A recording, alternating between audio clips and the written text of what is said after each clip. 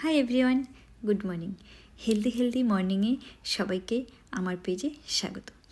আমি চলে এসেছি জিমে কিছু এক্সারসাইজ দিয়ে শুরু করব, সেটা তোমাদের সাথে শেয়ার করে নিচ্ছি।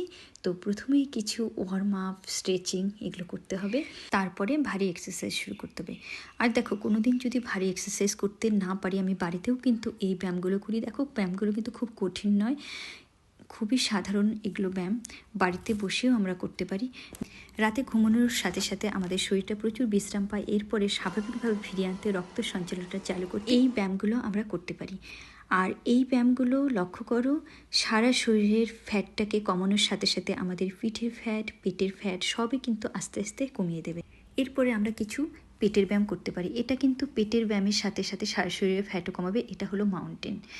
এইভাবে আমরা কয়েকটা পেটের ব্যায়ামও করব, কেননা এটা বাড়িতেও স্বাভাবিকভাবে করা যায়।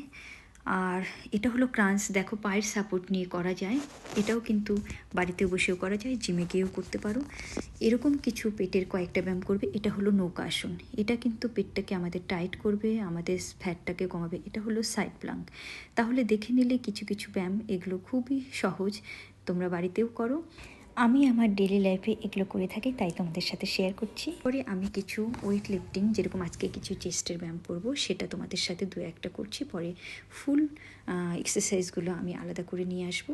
এটা কিন্তু চেস্ট এক্সারসাইজের ইনক্লাইন ডাম্বেল দিয়ে করছি। এরকম 4-5টা চেস্টের ব্যায়াম আমরা করতে পারি। এটা হলো মেশিনারি ফ্লাই। আজকের জন্য এখানেই শেষ করছি। তোমরাও এরকম এক্সারসাইজ জিমে গিয়ে হোক, বাড়িতে হোক, করতে থাকো।